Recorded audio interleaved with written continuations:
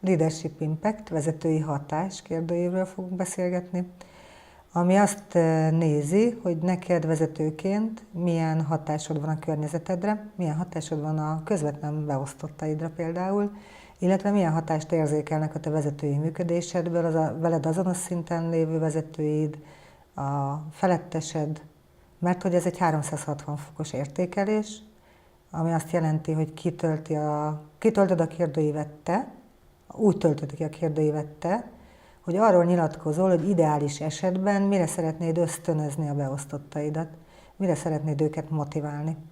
És utána kitölti róla 12 értékelőd, akik pedig arról nyilatkoznak, hogy ők mit látnak a te vezetői hatásodból, szerintük te mire ösztönzöd, mire motiválod a beosztottaidat. Ez kitölti rólad a felettesed is, kitöltik rólad az azonos szinten lévő vezetőid is, kitöltik a beosztottaid is. Az a 12 értékelőt tölti ki, akiket te megneveztél, akiket te megadtál, hogy kíváncsi vagy az ő visszajelzésükre.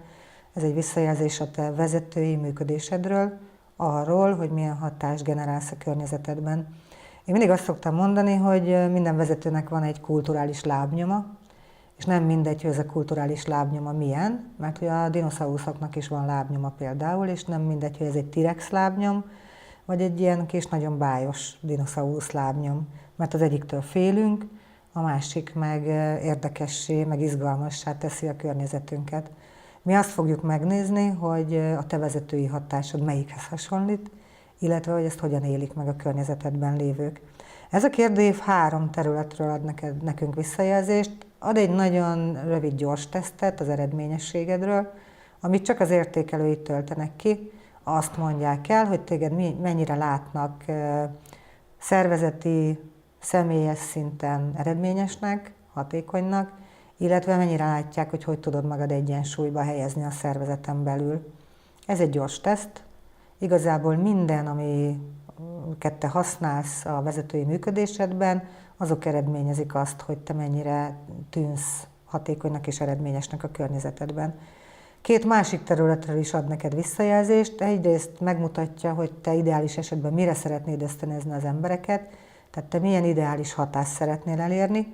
Ehhez képest megmutatja, hogy mások mit érzékelnek, tehát megmutatja a másokra gyakorolt hatásodat. Én azért szeretem ezt a kérdőívet, mert erre azért ritkán van lehetőségünk, hogy leellenőrizzük, hogy a szándékom az milyen valódi hatásba ment át.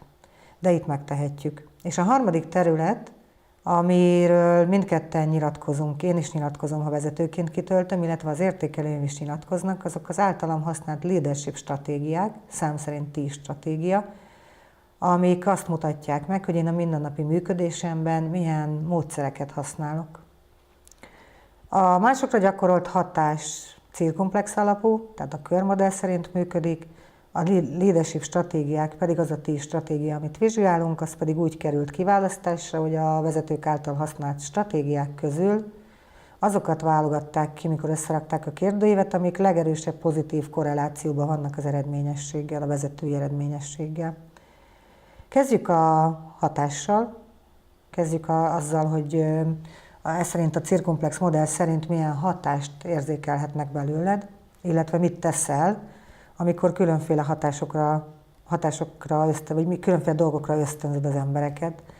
Amikor te konstruktív stílusokat használsz, kék stílusokat, akkor elsődlegesen serkented az embereidnek a fejlődési és teljesítményigényét, arra ösztönzöd őket, hogy olyan módon gondolkodjanak és cselekedjenek, hogy elérjék a saját elégedettségi szükségleteiket.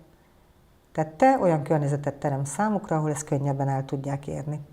Amikor elsődlegesen passzív védekező stílusokat használsz, vagy alkalmazol, akkor olyan környezetet teremtesz, ahol az embereknek a biztonsági szükségletét erősíted, hiszen alul vagyunk, az alsó féltekén vagyunk, és arra ösztönzöd őket, hogy óvatosan viszonyuljanak egymáshoz, az emberi kapcsolataikhoz, hiszen a zöldekben emberoldalon vagyunk és biztonság oldalon vagyunk, ebben a szeletben játszunk. Óvatosságra, megfontoltságra ösztönzöd őket, hogy bánjanak óvatosan egymással.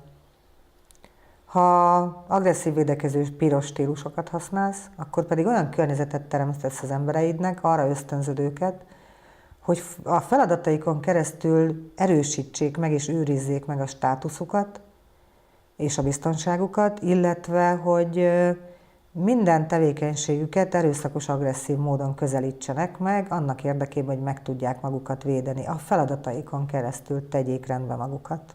Ha egy kicsit jobban belemegyünk szeletenként, stílusonként, akkor mindenhol el fogom mondani azt, hogy ha ebben működsz, ha ez a legerősebb stílusod vezetői hatásban, akkor te mire ösztönzöd az embereidet. Ha a 11 óránál a teljesítmény stílusában vagy, akkor arra ösztönzöd őket, hogy tudjanak maguknak kihívó, de reális célokat kitűzni, és tudják megtervezni azt, hogy hogyan lehet ezeket a célokat elérni. Lelkesítesz, ösztönzöl annak érdekében, hogy a céljaikat el tudják érni. Amit még teszel, felelősségvállalásra is ösztönzöd őket, hogy a döntéseket és a cselekvéseket magukénak érezzék. Ha az önmegvalósítás stílusában működsz vezetőként 12 óránál, akkor arra motiválsz másokat, hogy lejjék örömüket a munkában, még a legegyszerűbb feladatokban is, hogy folyamatosan fejlődjenek szakmailag, és folyamatosan fejlesszék a saját területüket is szakmailag.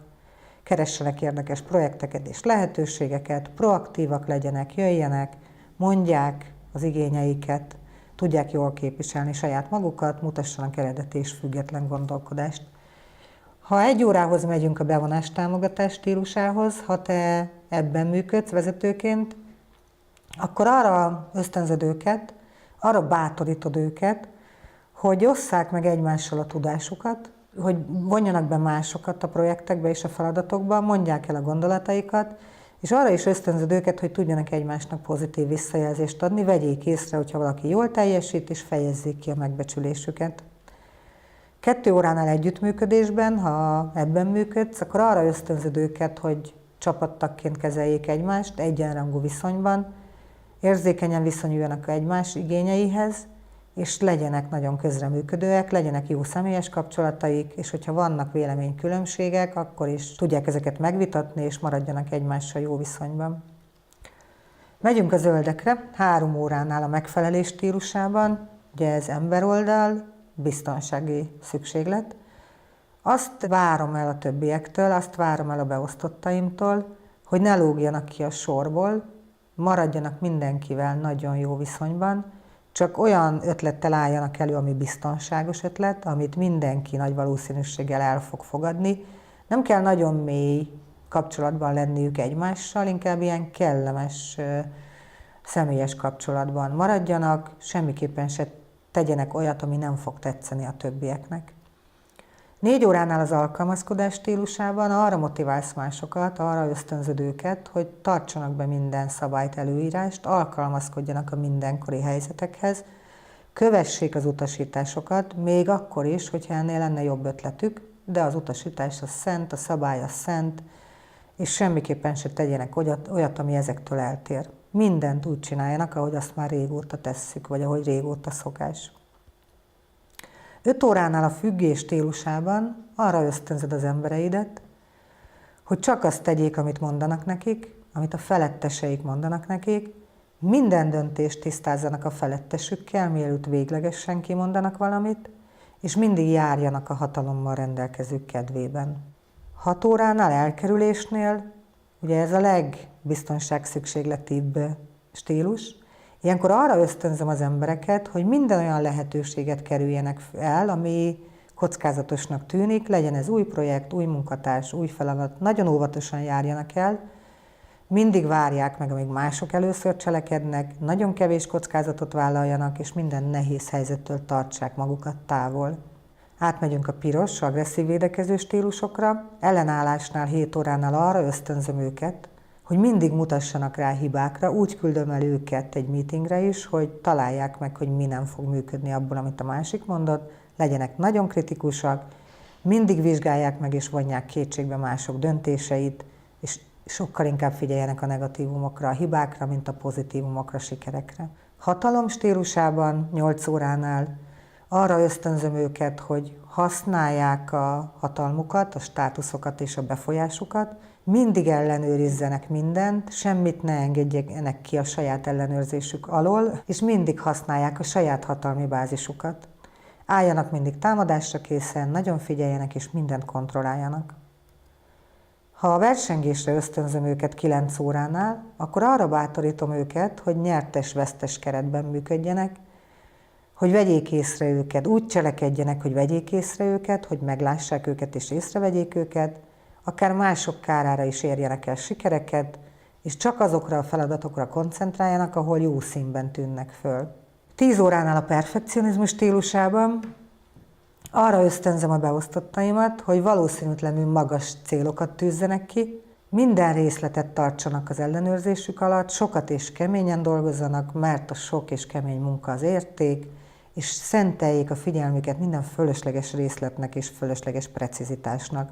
És természetesen érezzék azt, hogy itt mindenképpen bizonyítaniuk kell. Ha a hatást megvizsgáltuk, és a hatást megnéztük, ugye az, hogy én hogyan hatok másokra, az nagyon erőteljesen befolyásolja azt, hogy én milyen stratégiákat fogok alkalmazni a mindennapjaimban, és akkor nézzük meg azt a 10 stratégiát, amit én tudok használni és alkalmazni az én mindennapjaimban. Összességében minden stratégiát, mind a 10 stratégiát működtethetem támogató vagy korlátozó módon. Az nem mindegy, hogy milyen az aránya. Mindenki használja támogató és korlátozó módon is a stratégiákat, csak az nem mindegy, hogy milyen az aránya. Ideális esetben egy jó arány az az, hogy háromszor olyan gyakran használom a stratégiáimat támogató, mint korlátozó módon. Mit jelent ez a két működés? A támogató módon való működtetésnél elsősorban kereteket adok a célok eléréséhez, folyamatosan pozitív visszacsatolásokat adok, hogyha azt látom, hogy jó irányba mennek a dolgok, segítek egy irányba terelni a dolgokat, tehát elsődlegesen egy ilyen nagyon erős, motiváló, támogató hátteret teremtek ahhoz, hogy el tudják végezni a dolgaikat. Ha korlátozó módon működtetem a stratégiáimat, akkor tiltok és korlátozok, olyan irányokat adok meg, amiket nem szeretném, hogy követnének, tehát a negatív oldalról közelítem meg a dolgokat, azt a viselkedést mutatom be, azokat a viselkedéseket mutatom be, amiket nem szabad követni, és folyamatosan negatív visszacsatolásokat adok, hogy mit ne csináljunk. Az elsősorban támogató módon való működésnek konstruktív hatása lesz a környezetemre, mert hogy azt fogják az emberek érezni, hogy itt lehet, itt próbálkozhatnak, itt megélhetik az elégedettség szükségleteiket, és akik inkább korlátozó módon működnek, ők pedig elsődlegesen passzív vagy agresszív védekező hatásokat fognak kiváltani a környezetükből. Ezek így vannak összefüggésben egymással. Van egy ideális arány ahhoz, hogy elsődlegesen a környezetem konstruktív hatást érzékeljen az én vezetői működésemből, hogyha 3-szoros gyakorisággal működtetem támogató módon, ahogy már említettem, akkor sokkal inkább konstruktív hatást fognak megélni a környezetemben lévők, és sokkal könnyebben ki tudják hozni magukból a maximumot. Ők is sokkal eredményesebben tudnak működni. A stratégiák, amikről beszélünk, az első nagyon fontos stratégia a vizionálás, ami azt jelenti, hogy én vezetőként tudok-e jövőképet mutatni az embereimnek, határozott jövőképet arról, hogy hogyan működjenek a dolgok. Támogató oldalon azt mutatom meg, hogy hogyan működjenek a dolgok. Ha korlátozó módon működtetem ezt a stratégiát, akkor pedig azt írom le, hogy hogyan nem működjenek a dolgok. Következő a szerepmutatás, mint stratégia, hogy én vezetőként úgy működöm el, hogy példa vagyok a szervezetem számára, a személyes mintám az nagyon sokat segíthet. Ha támogató módon működtetem, akkor abban bízom, hogy amit én teszek, azt fogják követni az embereim. Én megmintázok egy követendő példát, egy követendő mintát. Ha pedig korlátozó módon működtetem, akkor még erre egy kicsit ráerősítek, tiltásokkal, minden precedenssel, amit ne tegyünk, mintha nem bíznék abban eléggé, hogy amit teszek, az meghatározó lesz a többiek számára. A következő stratégia a mentoring, ami arról szól, hogy hogyan mentorálom az embereimet, hogyan segítem őket a működésükben, szakmai működésükben és személyes működésükben. Ha támogató módon működtetem a mentoringot, akkor gondosan elmagyarázom nekik, hogy mit és miért csinálunk, és hogyan. Megtanítom őket, hogy hogyan kell dolgokat jól megcsinálni, vagy eredményesen megcsinálni. Ha pedig korlátozó módon működtetem a mentoringot, akkor mély vízbe dobom őket, és megnézem, hogy ki tudnak-e úszni. A következő a gondolkodás ösztönzése. Amikor én azt várom az embereimtől, hogy ők gondolkodjanak, kreatívan viszonyuljanak a problémákhoz, Ha támogató módon működtetem ezt a stratégiát, akkor arra ösztönzöm őket, hogy kérdőjelezzék meg az evidenciákat, hogy próbálják meg újszerűen megközelíteni a dolgokat, és nagyon ösztönzöm a célok elérése érdekében a kreativitást, innovációt. Ha korlátozó módon működtetem, akkor elsődlegesen a lépésről lépésre való logikai útra koncentrálok, és koncentráltatom őket, és azt mondom, hogy minden problémánál a hagyományos bevált módszereket alkalmazzuk. A következő a hivatkozások, ez egy nagyon érdekes stratégia Magyarországon, hogy vajon én hivatkozom-e a jó példákra és a sikerekre a szervezetekben, vagy a szervezetben, ahol dolgozom, mesélek sikeres emberekről, mesélek sikeres projektekről, és mesélek-e arról, hogy milyen interpersonális kompetenciákat díjaz a mi szervezetünk. Mi azt látjuk, hogy ez az egyik legkevésbé használt stratégia a vezetők működésében. Nagyon kevésszer szánunk arra időt, hogy ezekről a sikerekről és a sikeres tagokról, a sikeres emberekről beszéljünk. Ha támogató módon működtetem ezt a stratégiát, akkor mesélek a sikeres emberekről, a sikerük okáról, és elmondom, hogy mik az ő erősségeik. Ha ezt a stratégiát korlátozó módon működtetem, akkor a hibákról beszélek, a bukásokról beszélek, és a kudarcokról beszélek. Monitoring, az, hogy a munkánk eredményes vagy nem eredményes, ezt fogom nyomon követni a monitoringban, erről gyűjtök információkat. Ha támogató módon működtetem, akkor érdeklődést tanúsítok az iránt is, hogy hogyan értékel a teljesítményt, támogatást, meg érdeklődést mutatok az iránt is, hogy hogyan javították a munkafolyamatokat és az eljárásokat, és észreveszem, hogyha valamit kivételesen jól végeznek el. Ha korlátozó módon működtetem a monitoringot, akkor észreveszem, hogyha az elvárttól eltérően működtek, észreveszem a hibákat, és nagyon szoros ellenőrzést gyakorlok az embereim fölött. Visszacsatolás, talán ez a legismertebb vezetői stratégia, és talán ez tűnik föl elsőként a beosztottaimnak, ha nem csinálom.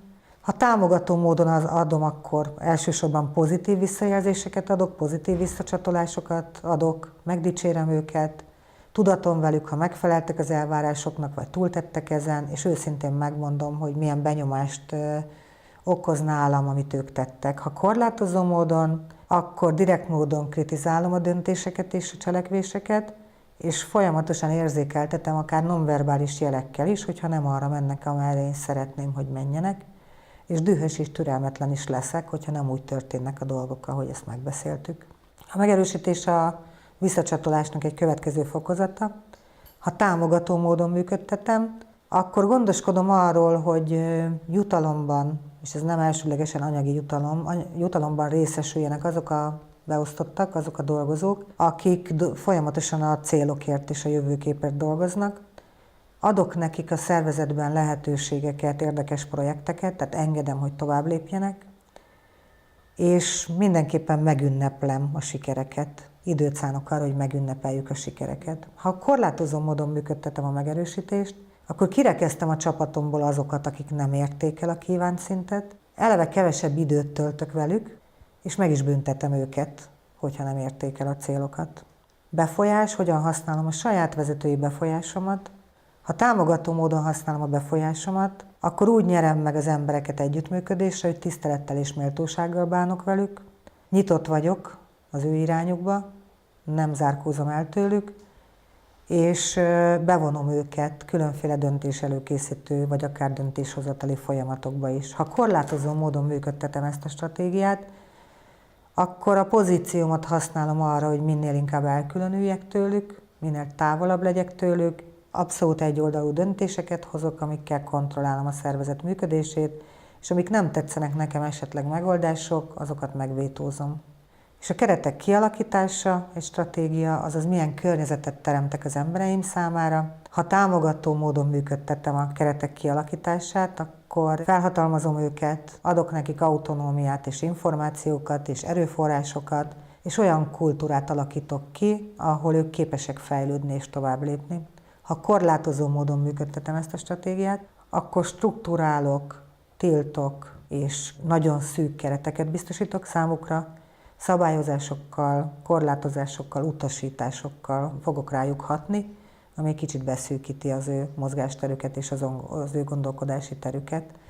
A riportban látjátok, hogy ti magatok hogyan ítéltétek meg egy jelenlegi helyzetben, hogy mennyire működtetitek ezeket a stratégiákat támogató vagy korlátozó módon, és látjátok azt, hogy a ti értékelőitek különböző bontásokban milyen értékelést adtak, ők hogyan érzékelik ezeket a stratégiákat, látjátok külön a feletteseteket, látjátok az azonos szinten lévő vezetőiteket, és látjátok a közvetlen beosztottaitokat. Nagyon érdekes ezeknek az egymáshoz viszonyított aránya, hogy ki mit érzékel a te működésedből, a te vezetői működésedből. Még egyszer, hogy miért érdemes sokkal inkább támogató módon működtetni a stratégiákat, mert hogy nagyon élénken, nagyon plastikusan megjelenik a te vezetői hatásodban a stratégiák használata. Hogyha támogató módon működteted elsősorban a stratégiáidat, akkor ők sokkal inkább konstruktív hatást fognak érzékelni a te működésedből, jóval elégedettebbek lesznek, és jóval inkább eredményességre fognak törekedni. Míg ha te inkább korlátozó módon működteted a stratégiáidat, akkor ők vagy passzív védekező, vagy agresszív védekező hatást fognak érzékelni belőled, és nem az eredményességre, hatékonyságra és az elégedettségre fognak koncentrálni, hanem arra, hogy hogyan tudják magukat megvédeni.